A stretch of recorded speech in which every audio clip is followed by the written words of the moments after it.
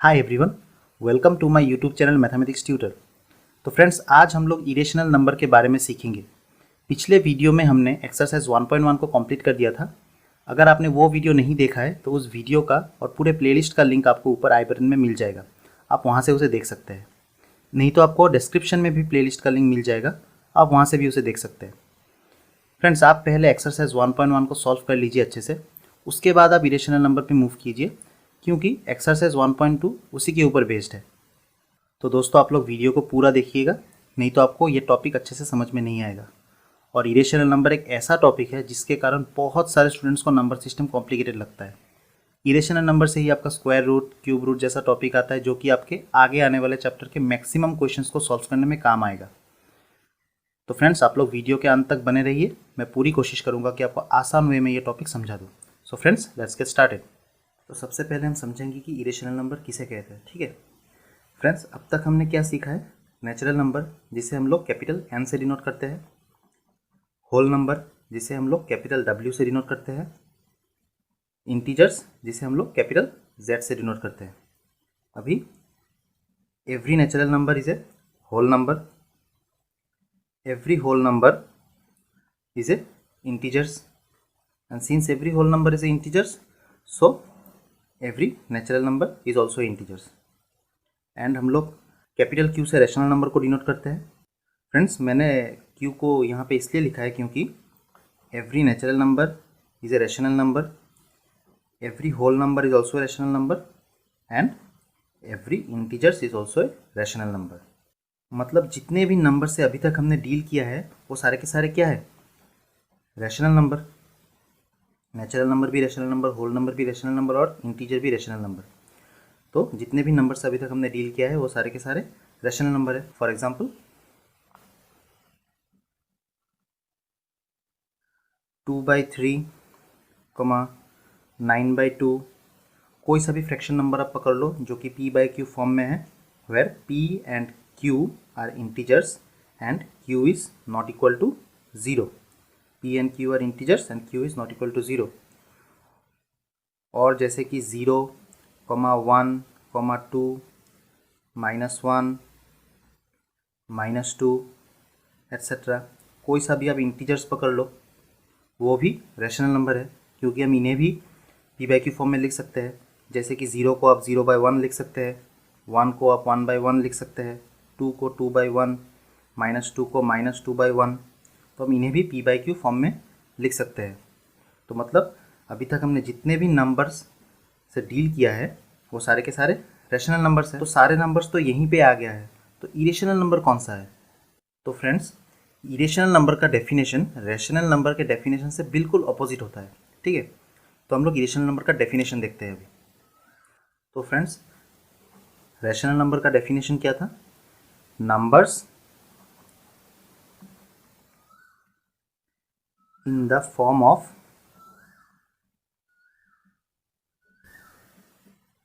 p/q, where p and q are integers and q is not equal to 0। ये definition था rational number का। तो फिर अभी इरेशनल नंबर का डेफिनेशन क्या होगा?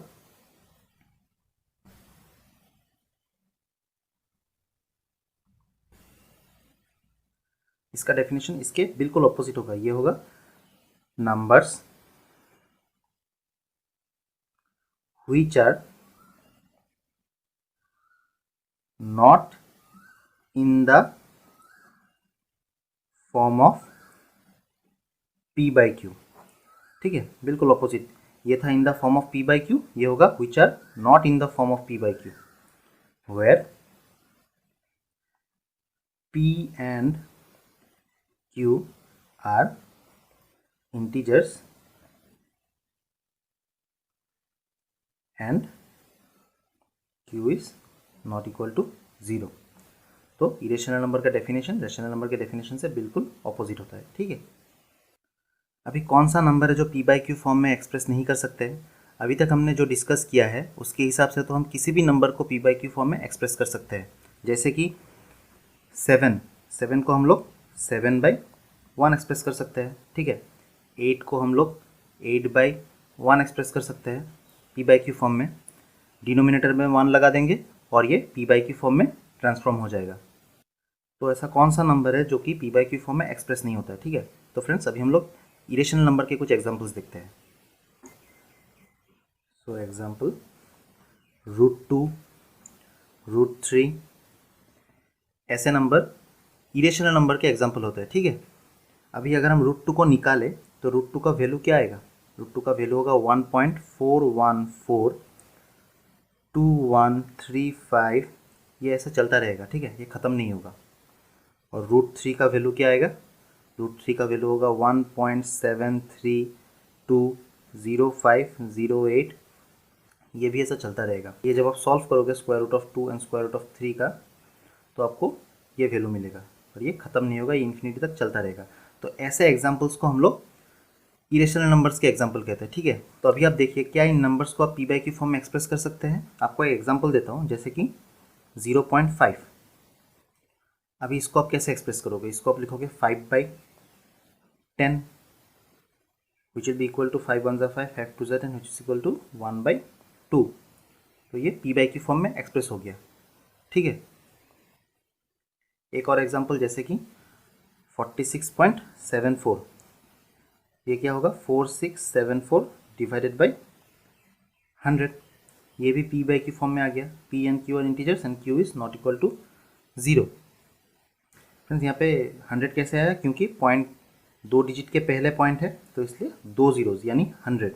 यहाँ पे पॉइंट 1 डिजिट के पहले था, 5 के पहले था, सो 1 0 यानी 10, ठीक है। यहाँ पे 2 0 के पहले 2 डिजिट के पहले पॉइंट था तो यहाँ पे हम लोगों ने 100 लाया, ठीक है। तो हम लोग ऐसे पॉइंट के नंबर को p/q फॉर्म में एक्सप्रेस करते हैं।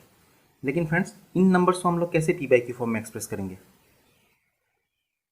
√2 ये क्या है? 1.414 ऐसे चलता जा रहा है। तो हमें कैसे पता लगेगा कि डिनोमिनेटर में क्या आएगा? क्योंकि ये तो ख़त्म नहीं हो रहा है, ये तो चलता ही जा रहा है। अभी 10 आएगा कि 100 आएगा? 414 के बाद तो और भी कई डिजिट्स है, तो हमें पता ही नहीं चलेगा कि डिनोमिनेटर में क्या आएगा। यानी हम p तो हम बता देंगे 1 4 1 4 ऐसे चलता रहेगा, डिनोमिनेटर में क्या आएगा ये तो हमें पता नहीं चलेगा। तो इसलिए हम इन नंबर्स को इरेशनल नंबर्स कहते हैं, ठीक है। √2 √3 क्योंकि हम इनको p/q फॉर्म में एक्सप्रेस नहीं कर सकते हैं। सो फ्रेंड्स √2, √3, √5 एट्सेट्रा ये सब इरेशनल नंबर्स के एग्जाम्पल है, ठीक है।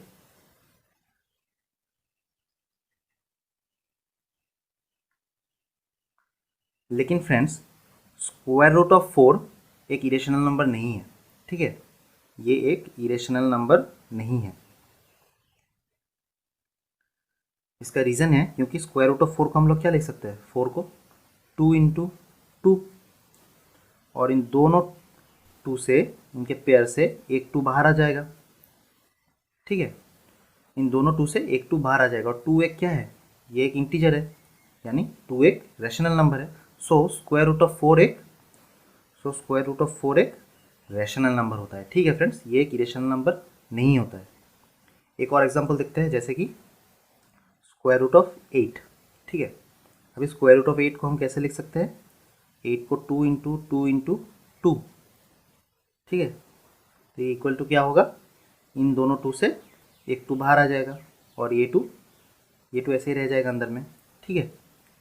तो अभी 2 × √2, अभी हमें पता है √2 तो एक इरेशनल नंबर है, सो 2 × इरेशनल नंबर भी एक इरेशनल नंबर ही होगा। सो √2 एक क्या है? ये एक इरेशनल नंबर है, ठीक है। ये एक इरेशनल नंबर है, लेकिन √4 ये एक रैशनल नंबर है, इसलिए मैंने यहाँ पे 4 को इंक्लूड नहीं किया, ठीक है। √2, √3, √5, 6 ऐसे ये सब इरेशनल नंबर्स होते हैं, ठीक है। एक और एग्जांपल देखते हैं फ्रेंड्स, √8। इसे हम कैसे लिखेंगे? √8 को 2 × 2 × 2। अभी हम लोग 3 का पेयर बनाएंगे फ्रेंड्स, क्योंकि ये क्यूब रूट है, ठीक है। पहले वाले क्वेश्चन में क्या था? √8, वहाँ पे हमने 2 का पेयर बनाया था क्योंकि ये स्क्वायर रूट है। तो 2 का पेयर से एक 2 बाहर आएगा और ये 2 × √2। लेकिन ये क्यूब रूट है, हम लोग 3 का पेयर बनाएंगे। सो तीनों 2 से एक 2 बाहर आ जाएगा, और 2 एक क्या है, 2 एक रैशनल नंबर है, सो क्यूब रूट ऑफ 8 भी एक रैशनल नंबर है। ठीक है friends, that means cube root of 8 एक रैशनल नंबर है, लेकिन स्क्वायर रूट ऑफ 8 एक इरेशनल नंबर है। ठीक है, सो आई होप आपको इरेशनल नंबर अभी समझ में आने लगा है। अभी हम लोग थोड़ा और आगे डिस्कस करेंगे इरेशनल नंबर को। ठीक है, तो फ्रेंड्स इरेशनल नंबर का एक बहुत इंपॉर्टेंट एग्जांपल है पाई, जिसे हम लोग इस सिंबल से डिनोट करते हैं। ठीक है, तो फ्रेंड्स इसे हम लोग इरेशनल क्यों कहते हैं, क्योंकि इसका वैल्यू है 3.14 ऐसे करके इन्फिनिटी तक। ठीक है, तो ये एक इरेशनल नंबर है, ये एक बहुत इंपॉर्टेंट एग्जांपल है। आप लोगों ने इसका नाम सुना होगा ज्योमेट्री में, जब हम लोग एरिया ऑफ ए सर्कल निकालते हैं, एरिया ऑफ ए सर्कल का फॉर्मूला क्या है, पाई आर स्क्वायर। ठीक है, या फिर area of a cylinder pi r square h, तब आप लोगों ने पाई का नाम सुना होगा। और ये पाई एक इरेशनल नंबर है, क्योंकि इसका वैल्यू है 3.14 डॉट डॉट ऐसा करके इन्फिनिटी तक है। ठीक है, लेकिन फ्रेंड्स ज्योमेट्री में जब हम प्रॉब्लम को सॉल्व करते हैं, तब हम लोग इस पाई के वैल्यू को 22/7 कंसीडर करते हैं। ठीक है, जब आप लोग ज्योमेट्री में प्रॉब्लम सॉल्व करोगे, तब आप सपोज एक सर्कल का अगर प्रॉब्लम है, आपको सर्कल का एरिया निकालना है, सपोज रेडियस है आपका 7, आपको एरिया ऑफ ए सर्कल निकालना है। ठीक है, तो आप क्या करोगे, पाई आर स्क्वायर, ये है सर्कल का फॉर्मूला। आप इसमें क्या करोगे, पाई का वैल्यू आप पुट करोगे 22/7 इंटू 7 स्क्वायर। ठीक है, उसके बाद 22/7 ये होगा 7 इंटू 7, 7 स्क्वायर, फिर 7 से 7 कट जाएगा, सो 22 इंटू 7 ये होगा आपका एरिया ऑफ ए सर्कल। तो अभी आप सोचोगे कि अगर पाई का वैल्यू 22/7 है, तो ये तो एक रैशनल नंबर होना चाहिए, क्योंकि ये तो p/q फॉर्म में है, तो ये इरेशनल क्यों है। तो फ्रेंड्स मैं आपको बता दूं, पाई का एक्चुअल वैल्यू 3.14 डॉट डॉट यही है। ठीक है, हम लोग बस प्रॉब्लम को सॉल्व करने के लिए पाई को 22/7 पकड़ लेते हैं, इसका एक्चुअल वैल्यू 22/7 नहीं है, ये अप्रॉक्सीमेटली 22/7 है।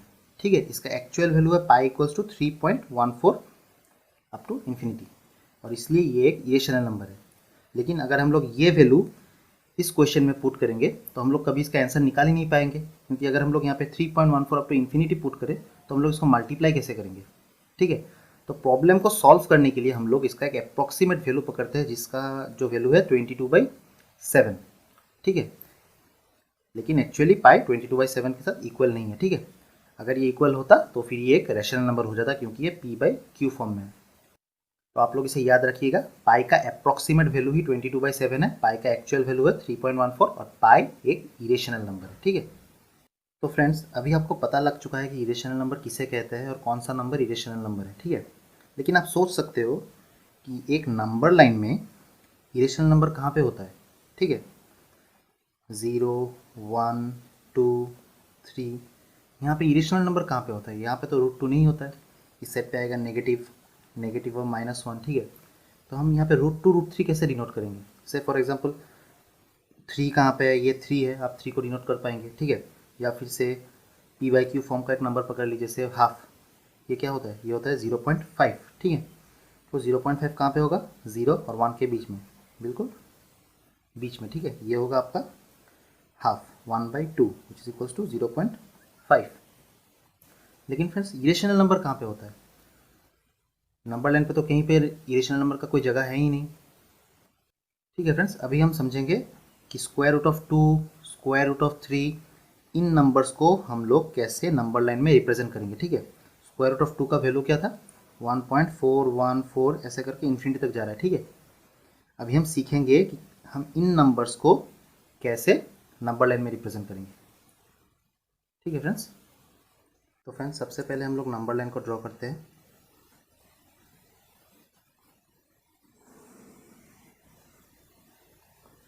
अभी इस पे हम लोग नंबर्स को रिप्रेजेंट कर लेते हैं।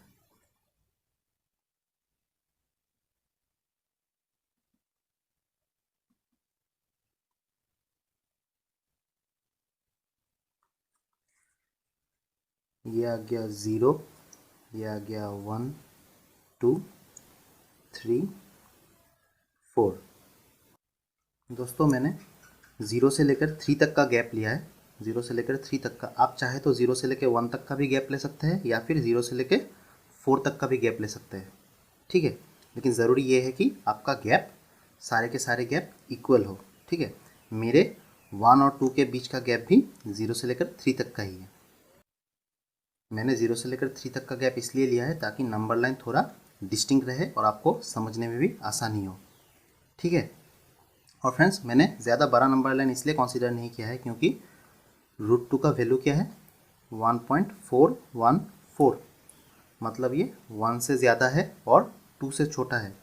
मतलब ये 1 से ज़्यादा है और 2 से छोटा है, यानी ये 1 और 2 के बीच में ही होगा। तो इसलिए हमें ज़्यादा बड़ा नंबर लाइन नहीं चाहिए, ठीक है। अभी हम इस पॉइंट को ए कंसीडर करते हैं और इस पॉइंट को बी कंसीडर करते हैं, ठीक है। एंड से A B is 1 unit. Friends, मैंने मीटर सेंटीमीटर नहीं बल्कि इन जनरल यूनिट कंसीडर किया है, ठीक है। हम लोग मीटर, सेंटीमीटर, मिलीमीटर, इन सबको एक साथ क्या कहते हैं, इन जनरल हम लोग इसको यूनिट कहते हैं, ठीक है। तो मैंने इसलिए इन जनरल 1 यूनिट कंसीडर किया है। अभी 1 यूनिट 1 सेंटीमीटर भी हो सकता है, 1 मीटर भी हो सकता है, कुछ भी हो सकता है, ठीक है। नेक्स्ट अभी हम लोग बी पॉइंट से एक परपेंडिकुलर ड्रॉ करेंगे, ठीक है। और इसका भी लेंथ हम लोग 1 यूनिट कंसीडर करेंगे। से B C is equal to 1 unit और इसका भी गैप 0 से लेकर 3 तक का ही है, ठीक है। सारे के सारे गैप इक्वल है 0 से लेकर 3 तक। आप चाहे तो आपके हिसाब से अपना गैप सिलेक्ट कर सकते हैं। फ्रेंड्स, आप सोच रहे होंगे कि मैंने 1 यूनिट ही क्यों कंसीडर किया है, 2 यूनिट या फिर 3 यूनिट क्यों नहीं कंसीडर किया है। तो ये मैं आपको थोड़ी देर बाद में समझा रहा हूँ कि मैंने 1 यूनिट क्यों कंसीडर किया है, ठीक है। अभी नेक्स्ट हम लोग AC को ज्वाइन करते हैं, ठीक है।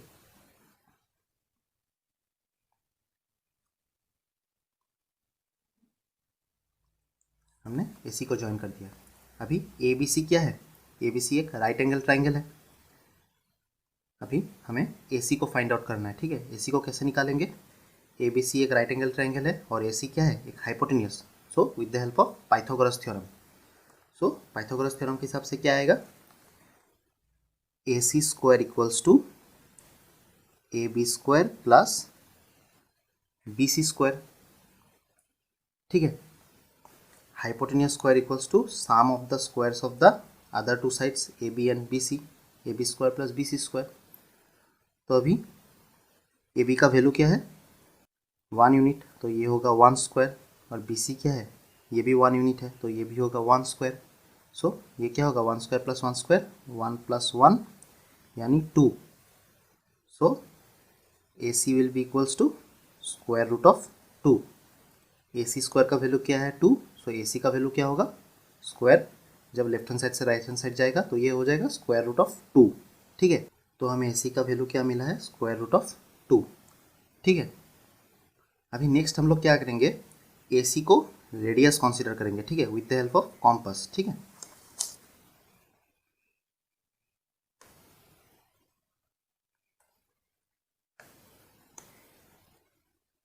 तो ये हमने कंसीडर कर लिया है radius with the help of A compass, ठीक है, स्क्वायर रूट ऑफ 2। और हम लोग क्या करेंगे, सेंटर को A पकड़ेंगे, ठीक है। और रेडियस क्या है, स्क्वायर रूट ऑफ 2। अभी इससे हम लोग एक आर्क ड्रॉ करेंगे, ऐसे इंटरसेक्टिंग द नंबर लाइन, ठीक है। इस जगह पे ये नंबर लाइन को इंटरसेक्ट कर रही है आर्क, ठीक है। तो अभी हमने क्या किया, A को सेंटर पकड़ के एक आर्क ड्रॉ किया है। रेडियस क्या पकड़ा है, √2। तो ये डिस्टेंस क्या होगा फ्रेंड्स, यहाँ पे जो ये नंबर लाइन पे इंटरसेक्ट कर रहा है, ये डिस्टेंस क्या होगा, ये डिस्टेंस होगा आपका square root of 2। Square root of 2 क्यों होगा, क्योंकि हमने सेंटर क्या पकड़ा है, A, और रेडियस क्या था, स्क्वायर रूट ऑफ 2। तो ये क्या फॉर्म होगा, ये ऐसे हम लोग एक सर्कल ड्रॉ कर पाएंगे, ठीक है ना। एक सर्कल हो जाएगा ये, और सर्कल का रेडियस क्या होता है, सेम होता है। तो इसलिए इसका डिस्टेंस क्या होगा, ये भी एक रेडियस है सर्कल का, इसका डिस्टेंस होगा स्क्वायर रूट ऑफ 2, ठीक है। And this we have represented square root of 2 on the number line. अभी आप देखिए कि मैंने 1 यूनिट क्यों कंसीडर किया है, 2 या फिर 3 क्यों कंसीडर नहीं किया है, ठीक है। अभी स्क्वायर रूट ऑफ 2 क्या होता है, स्क्वायर रूट ऑफ 2 को हम लोग क्या लिखते हैं, इसको हम लोग लिखते हैं square root of 2 equals to square root of 1 plus 1, ठीक है। और 1 + 1 को क्या लिख सकते हैं, 1² + 1²। ठीक है, मतलब आपका ये साइड भी होगा 1 यूनिट, ये साइड भी होगा 1 यूनिट। तब जब हम लोग पाइथागोरस थ्योरम अप्लाई करेंगे तो ये हो जाएगा 1² + 1²। तब हम लोग सॉल्व करके इसे क्या मिलेगा हम लोग को वैल्यू √2। तो इसलिए हम लोगों ने 1 यूनिट एंड 1 यूनिट कंसीडर किया है, क्योंकि 1 + 1 2 होता है। ठीक है, तो इस हिसाब से हमें ऐसे प्रॉब्लम को सॉल्व करना होता है। ठीक है, आई होप आपको समझ में आ गया होगा √2 कैसे निकालते हैं नंबर लाइन में। अभी इसके स्टेप्स को लिखते हैं। ठीक है, स्टेप 1, सबसे पहले हमने क्या किया है, ए बी को कंसीडर किया है। So let line A B of length 1 unit, हमने इसे 1 यूनिट कंसीडर किया था। So let line A B of length 1 unit on the number line.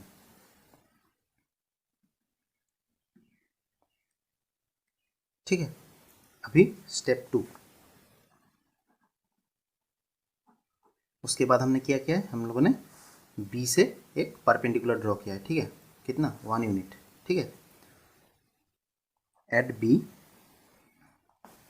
we draw a perpendicular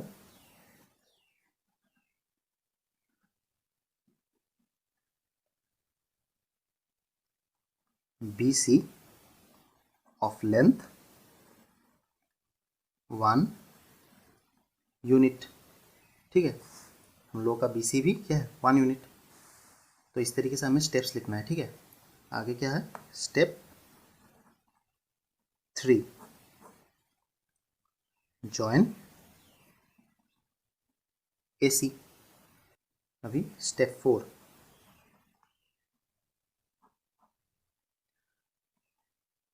ABC is a right angled triangle।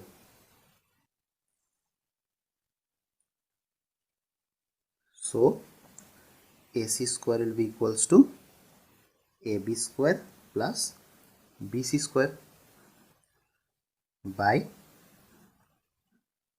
Pythagoras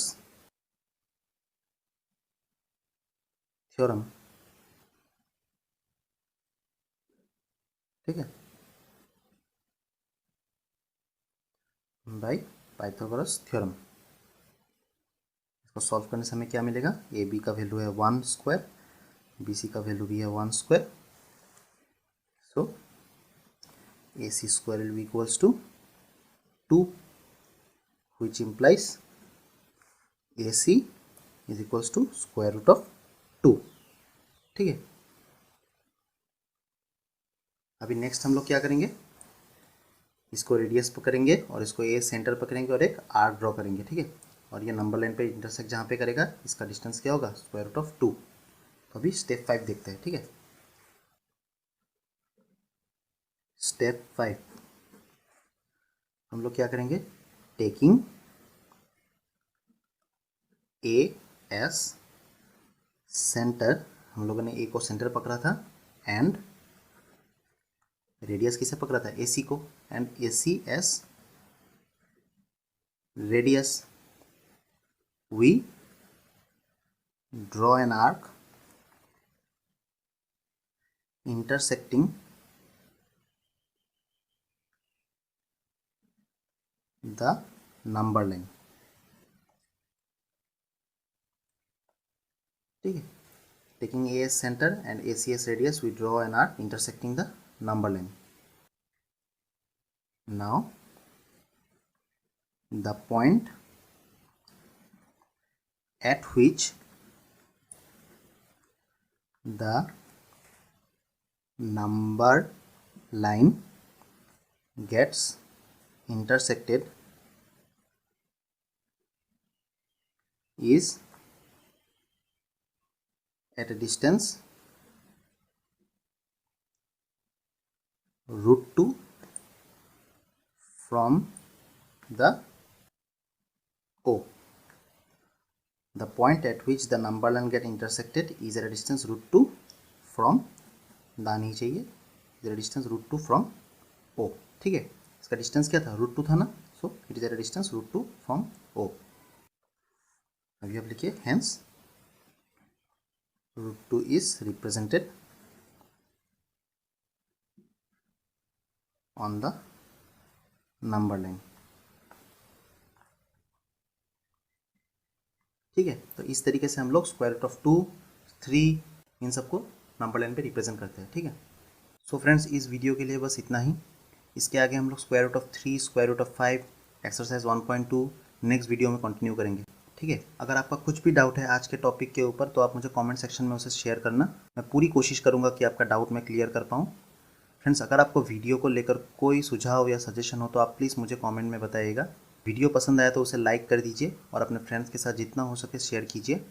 और अगर आपने अभी तक हमारे चैनल को सब्सक्राइब नहीं किया है तो उसे सब्सक्राइब कर लीजिए और उसके साथ बेल आइकन को भी क्लिक कर लीजिए ताकि आपको आगे आने वाले वीडियोज़ के नोटिफिकेशन सबसे पहले मिल जाए. तो thank you friends for watching the video.